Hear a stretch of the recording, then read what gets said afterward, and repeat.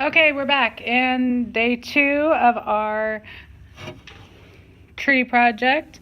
And so today we're going to add the tree and the beautiful leaves. And today we are going to be using ink. I would highly suggest you put on an apron for this. This is real ink, like what would be in a pen, and it will stain your clothes. And we are going to be blowing on the ink with the straw. So what you are going to do first, before you start blowing on any ink, you are going to go over to the sink and you're going to rub off. You can either rub it off in the sink or in one of the trash cans, the salt. And so I already did this one, so you're going to rub off the salt and make it look kind of like clouds. It'll look really neat. When you get done rubbing off the salt, you're going to go back to your table and you're going to only dip one side of your straw in the ink. You're going to use your finger as a plunger. So you're going to, when one side of the ink is in the, or one side of the straw is in the ink, you're doing this over your picture. You're going to put the other side, you're going to put your finger on the other side rather, and hold it up. That'll suction the ink inside the straw, okay? And that'll keep it from leaking out. So I let go, the ink goes back down. So I put my straw in, my finger goes on top, holds tight. If I hold it up, it'll stay in. If I let go, it comes out, okay? So hold it in. Okay, then I'm going to put it wherever I want the base of my tree to be, and I let go, and that's where the ink's going to be. Okay, then I'm going to use my mouth, and then I'm going to blow gently, do not blow it everywhere, the ink.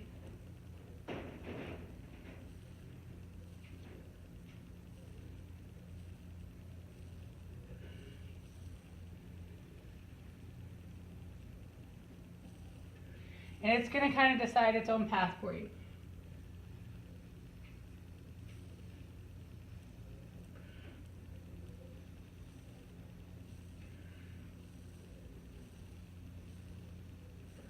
You can kind of tilt your paper a little bit.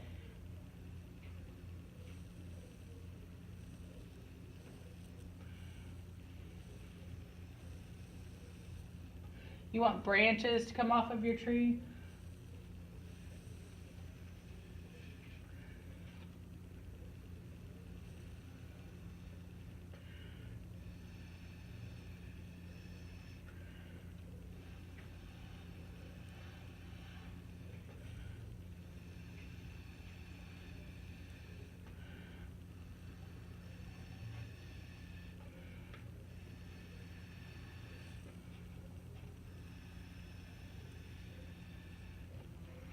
Okay, so all from that little blob, I got this big, fabulous tree now.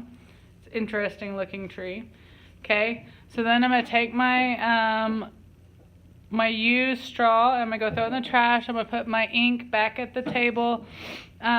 Make sure that ink does not spill. If you have any spills, get it cleaned up quickly because that ink will stain your table. It is very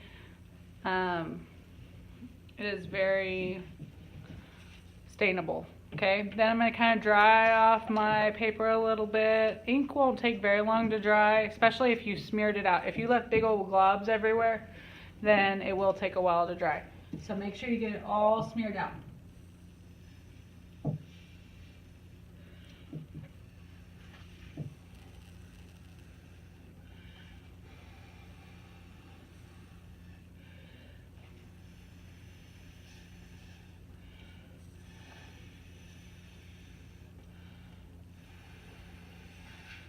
You really don't get to pick what your ink's going to look like. It's kind of a mystery. Okay, everybody's tree is going to be completely different, and it's just going to look the way it looks. Okay, so after you get done with that, you might want to let it dry just a few minutes. Okay, so after you let it dry a few minutes, then you're going to come back with a wad of Q-tips that are rubber band together, and you could reuse them, especially if they're dried up. And you're going to go over and get 3 colors of paint, fall colors. Actually, I'll let you choose whatever colors you want of the fall colors. So if you want some colors more than others, that's fine with me. And then what you're going to do is you're going to make leaves using your Q-tips. So you don't want a lot of paint. That's why I have some colors. That's why I dabbed it off to the side. So you're gonna just dab off your extra paint. And since my tree is still wet, I'm gonna start down here on the ground because you have. Okay, well my last video cut off and I didn't realize it and I kept going. So anyways, basically you wanna dab off your extra, start at the bottom because leaves fall on the ground. I guess that's why they call it fall, right? Because leaves fall in autumn. That's the real name for fall, is autumn. And then after you have some on the ground, you want to put some on your trees around each of your branches. And then you're going to not cover up your branches, but go around each of your branches of your tree.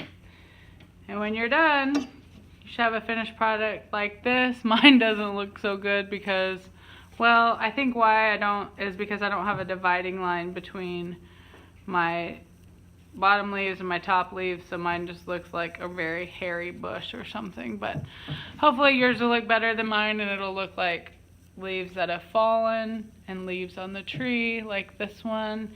And have fun making your fall trees. Bye.